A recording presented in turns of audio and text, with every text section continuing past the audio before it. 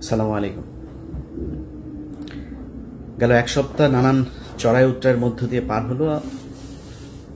এখন পরিস্থিতি কিছুটা ঠান্ডা, যে কারণে আমিও ঠান্ডা মাথায় কিছু কথা বলি। ধরেন, আমরা গেল 10 মাসে এই সরকারের বিরুদ্ধে অনেক ধরনের সমালোচনা করেছি, বিশেষ করে আসিফ নজরুল এবং ফারুকী। আমার মনে হয় বাংলাদেশে 99% মানুষের কেউই চায় না এই দুইজন মানুষ উপদেষ্টার পদে থাকুক। অনেক কারণ ছিল, কিন্তু কোনো ব্যবস্থা নেওয়া হয়নি। বাট আমরা সামগ্রিকভাবে সরকারকে সহায়তা করতে চেয়েছি। অনেকের কাছে মনে হয়েছে যে আমরা বোধহয় সরকারকে বেকায়দায় ফেলার জন্য এগুলো বলেছি। সেটা প্রমাণ হয়েছে সব শেষ, যখন ডক্টর ইউনূসের পাশে কেউ ছিল না, তখন অন্তত আমি সহ বেশ কয়েকজন ছিল। আমরা দেশের বিশৃঙ্খলা চাই না। অনেক মানুষ, গতকালকে ভিপি নূর একটা বক্তব্য দিয়েছেন, সেখানে তিনি বলেছেন যে আমরা বাইরে বসে থেকে কিছু ইউটিউবার ফেসবুকাররা নাকি দেশে নৈরাজ্য তৈরি করতে চাই। দেখেন, আমরা কি চেয়েছি গেল 10 মাসে? আমাদের যে দাবিগুলো ছিল, কি আমার উপদেষ্টা বানান এটা চেয়েছিলাম? আমার একটা কাজ দেন, অমুক ইয়ের জন্য টেন্ডার করেন, এগুলো না তো। আমরা চেয়েছি এই দেশে ভারতীয় যে আধিপত্য সেটা বন্ধ হোক। সন্তোষ, প্রথম আলোতে টিপু সুলতান, মতি, মাহফুজ, এরা সরব এই যে চক্র, যারা কিনা বাংলাদেশকে মিথ্যা জঙ্গি তকমা দেওয়ার জন্য 21শে আগস্ট থেকে শুরু করে রমনা, বটমূল সহ বিভিন্ন জায়গাতে এই যে নাটক সাজিয়ে বাংলাদেশের মুসলমানদেরকে সারা পৃথিবীর কাছে সন্ত্রাসী হিসাবে উপস্থাপন করেছে, এগুলোর বিচার চেয়েছি। এগুলোর বিচার চাইতে যাওয়ার কারণে আপনারা নিরীহ মানুষের উপরে সেনাবাহিনী, পুলিশ সম্মিলিতভাবে আপনারা করেছেন, হামলা করেছেন।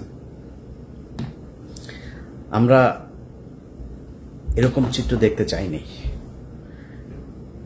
আমরা চেয়েছি বিভিন্ন গণমাধ্যমে আওয়ামী লীগের যেসব দোসররা আছে তাদেরকে সরান, সচিবালয়ের দোসররা আছে তারা সরান, পুলিশের কারা কারা আছে তাদেরকে সরান। আপনারা হত্যা মামলার আসামি পুলিশের যারা ছিল অনেককে আপনারা চাকরিতে গোপনে গোপনে চাকরিতে জয়েন করাচ্ছেন। আমরা এগুলি তো চেয়েছি, তাই না? আপনাদের খারাপ কিছু তো চাইনি, দেশের বিরুদ্ধে তো যাইনি। এখন এটা চাওয়ার কারণে আমরা নাকি বিশৃঙ্খলা তৈরি করলাম। এটা যদি ভারতের আধিপত্যবাদ থেকে বাঁচার জন্য ফ্যাসিবাদের বিরুদ্ধে কথা বলাটা যদি নৈরাজ্য হয়, তাহলে 5ই আগস্ট এই দেশে সবচেয়ে বড় নৈরাজ্য হয়েছে। সেই নৈরাজ্যের মাধ্যমে আপনি ক্ষমতায় এসেছেন। অনেক উপদেষ্টার মুখ থেকে শুনেছি যে মপতন্ত্র বন্ধ করতে হবে।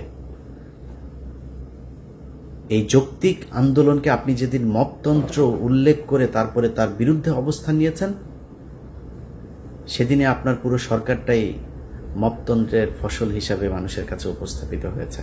আপনি আর দাঁড়াইতে পারেন নাই, পারবেনও না। এই সরকার, এই মুহূর্তে ইউনূসের যে সরকার, একটা ভঙ্গুর একটা সরকার। যেই শক্তি আমরা মনে করেছিলাম সেই শক্তি আর এই সরকারের নাই।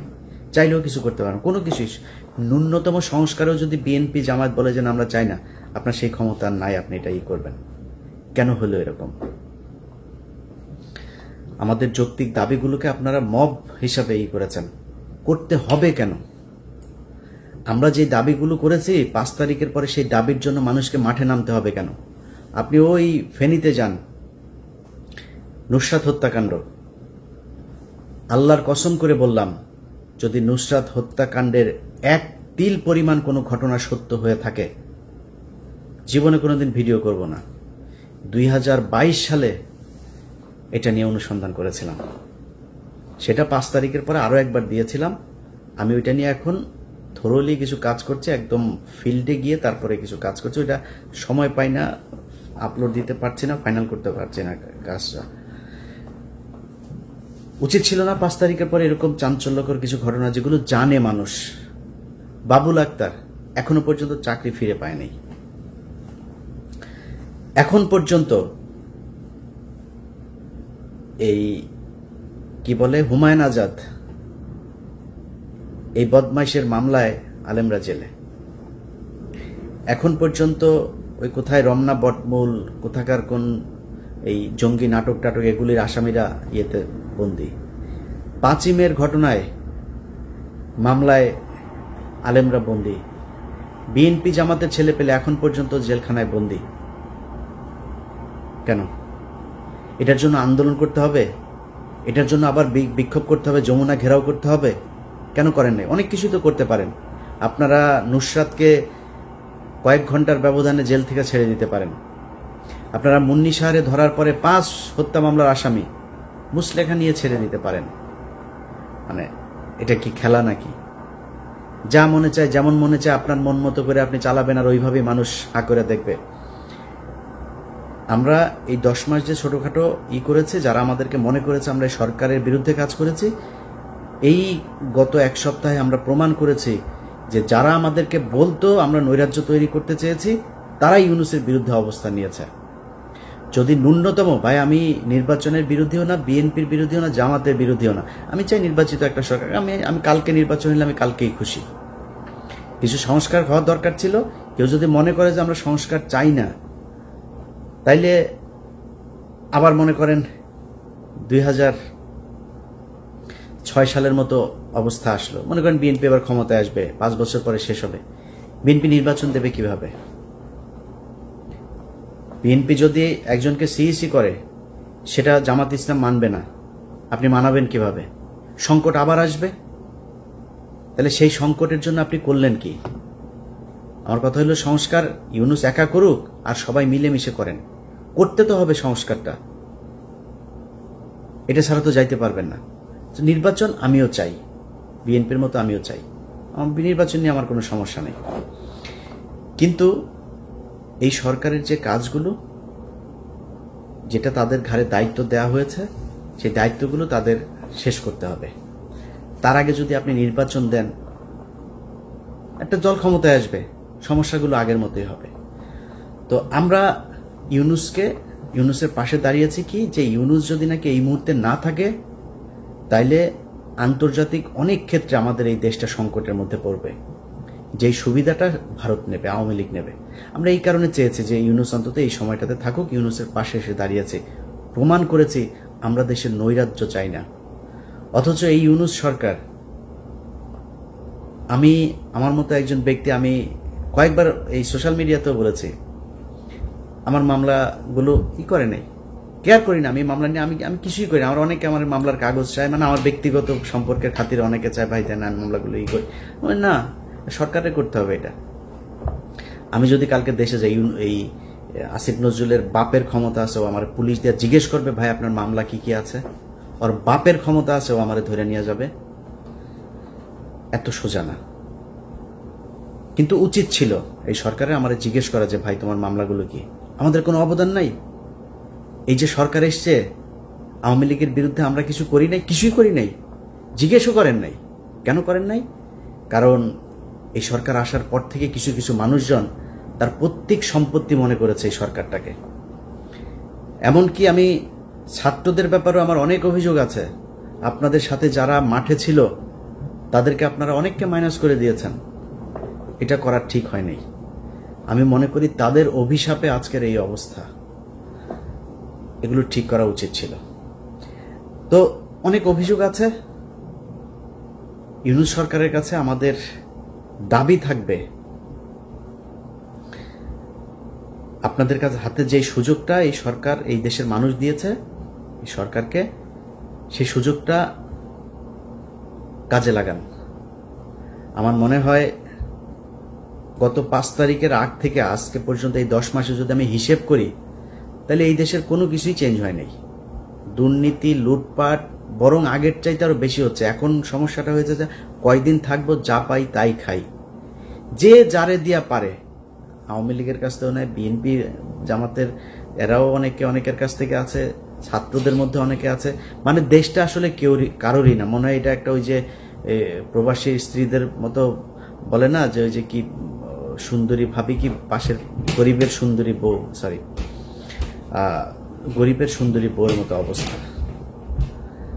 তো এখন এই যে গরিবের সুন্দরী বউরে নিয়ে যে যেমনে পারে টানাটানি করে খাচ্ছে, এই জন্য এতগুলো মানুষ জীবন দিয়েছিল। এখন আমরা যদি এগুলো নিয়ে কোনো কথা বলি, তাইলে এরে নিয়ে বললে এই নাখুশ, ওরে নিয়ে বললে ওই নাখুশ, না বললে যদি খুশি থাকেন তাহলে ভালো, বলবো না আস্তে আস্তে, সমস্যা কোথায়? এখনো পর্যন্ত আমি তো ভাই কোনো গণমাধ্যম না। আমার হাতে যতগুলো নিউজের মানে অনুরোধ বলেন, পরামর্শ বলেন বা যেভাবেই বলেন, যতগুলো মানে লাইন আপ আমার হাতে, আমি পারি না। আমার নানান কাজ টাজ করে এইটার পিছনে সময় দিতে পারি না। ওইভাবে একটা নিউজ করতে আমার 15 দিন, 20 দিন, 1 মাস সময় লাগে, দেবো কেমনে? কিন্তু যে জিনিসগুলো আমার কাছে আসে, এটা আমার কাছে আসার কথা না। বাংলাদেশে ভাই এত শত শত গণমাধ্যম, আমার কাছে আসবে কেন? আমার একটা ব্যক্তিগত একটা ইউটিউব চ্যানেল, আপনার টেলিভিশন আছে, পত্রিকা আছে, সেখানে কয় যায় দেয় না ভাই, আমাদের এগুলি শোনে না। এই ধরেন প্রথম আলোর নিয়ে সাজরে হকের যে প্রোগ্রামটা, এটা তো আমার কাজ না। বাংলাদেশে অনেক ক্রাইম প্রোগ্রাম আছে, অনেক অনুসন্ধানী প্রোগ্রাম আছে, নিউজ আছে, আপনারা করে না তারা, এখনো আমাদের কাছেই আসে। তো এই যে অবস্থা চলছে, এটা যদি চলে, ডক্টর ইউনূস গত সপ্তাহে বিপদে পড়ার পরে আপনারা দেখেছেন না, অনেকেই কিন্তু রাতারাতি চেহারা পাল্টে দিয়েছে। কেউ যদি মনে করে এই দেশের মানুষ খুব স্মার্ট, এটা আমার মনে হয় আমার চাইতে তারেক রহমান অনেক ভালো জানে যে 5 তারিখের আগের থেকে 5 তারিখের পরে তার কাছে দেন দরবারের সংখ্যা কি পরিমাণে বেড়েছে। আমার মতো ক্ষুদ্র মানুষ হালকা টের পাই। সারাদিন এই যে 2 ফোন মনে করেন যে সামনে নিয়ে বসে আছি, মানে বেজেই যাচ্ছে আর কি। তো এই দেশের মানুষ খুব স্মার্ট, যখন দেখবে যে আপনি একটু সুবিধাজনক জায়গায় আছেন, আপনারা তেল মারবে, সুন্দর করে তেল দিবে। সুযোগটা যখন চলে যাবে না, এই লোকগুলি আপনার চোখের উপরে সবকিছু পাল্টাই দিবে। তো আমার মনে হয় সবার উচিত আওয়ামী লীগের এগুলোর দেখে একটু শিক্ষা নেওয়া। যা হলো 15 বছরে, এই জুলাই আগস্টের যে আন্দোলনে যেভাবে তাদের পতন হলো, তাদের এখন যে পরিণতি, এটা দেখে আমার মনে হয় বাংলাদেশের রাজনীতিবিদ, প্রশাসন, ব্যবসায়ী সবাই একটু হুঁশ ফিরবে। আল্লাহর ওয়াস্তে মাথা ঠান্ডা করেন ভাই, টাকা পয়সা কামাইতে পারবেন, এত পাগল হয়ে যায় না, এত বেহুশ হয়ে যায় না টাকা পয়সা কামানোর জন্য। যারা রাজনীতি করেন ভাই, আপনাদের জন্য এই দেশের নিয়মটাই এইভাবে করে দেওয়া আছে, কাঠামোটাই তৈরি করা। আপনি আপনার পকেটে টাকা ঢুকবে, টেনশন করেন, এত খাওয়ার জন্য পাগল হয়ে যান না, উতলা হবেন না। টাকা পাবেন, ধৈর্য ধরেন, দেশের স্বাধীনতাটা অন্তত অক্ষুণ্ণ রেখে তারপরে যা করার করেন। আমাদের নিয়ে যা মনে চায় বলতে পারবেন, অনেকের অনেক অভিযোগ থাকতে পারে। ভাই, এই দেশের স্বাধীনতা, সার্বভৌমত্বের জন্য যদি নিজের জীবন দিতে হয়, এটা যেদিন প্রয়োজন হবে সেদিন দেখবেন ইলিয়াস সত্য কথা বলেছিল না মিথ্যা বলেছিল। কোনো স্বার্থটার্থ নিয়ে যদি নাকি কোনো কিছু করার চেষ্টা থাকতো, অনেক স্বার্থ নেয়ার অফার পেয়েছে এই গত 10 মাসে, সেখানে যাই নেই। আল্লাহ যেন ওই রাস্তায় নাও নেয় কোনোদিন। তো আমি অত ক্ষমতাশালীও না, এটা হচ্ছে সমস্যা। কিন্তু আপনারা যারা ক্ষমতায় আছেন, যাদের কথায় অনেক কিছু হয়, যাদের সেই সুযোগ আছে, আপনারা যদি নাকি এই দেশটাকে ভারতের হাত থেকে বাঁচাইতে না চান, সেই পদক্ষেপ যদি না নেন, তাহলে এই দেশটা আসলে আলটিমেটলি থাকবে না। আমাদের রাজনীতিবিদ, আমরা দেখছি কয়েকজন রাজনীতিবিদের যে অবস্থা, বিশেষ করে সালাউদ্দিন যেভাবে উঠে পড়ে লেগেছে, এটা খুবই সন্দেহজনক। আরেকজন আছে গয়েশ্বরচন্দ্র রায়, 500 টাকার মাল। এটা এই মাল আজ থেকে 3 বছর আগে আমার পরিচিত এক বিএনপি নেতা, সে বলছিল যে ভাই বিকাশে টাকা চায়, রিক্সা ভাড়া নাকি তার নাই। এই ধরনের মাল, এগুলোরে তো রয়ের তো ধরেন টাকা কোটির নিচে দেয় না, যা বলবে ও যদি বলে রয়ের বলে 5 এটা দেও, 5 এটা দিবে। এই ধরনের লোকজন হইতে আল্লাহ যেন এই দেশকে রক্ষা করে। বিশেষ করে বিএনপি জামাত এই মুহূর্তে দেশের সবচেয়ে বড় দল, তাদেরকে যেন রক্ষা করে।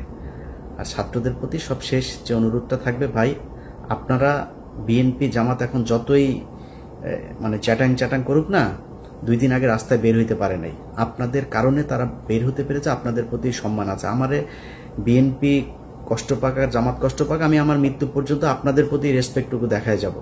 যদি না আপনারা প্রথম আলো, ডেইলি স্টার আর এই ভারত, আওয়ামী লীগ এদের কাছাকাছি না যান, সারা জীবন দেখা আসবে আপনাদের প্রতি রেসপেক্টটা।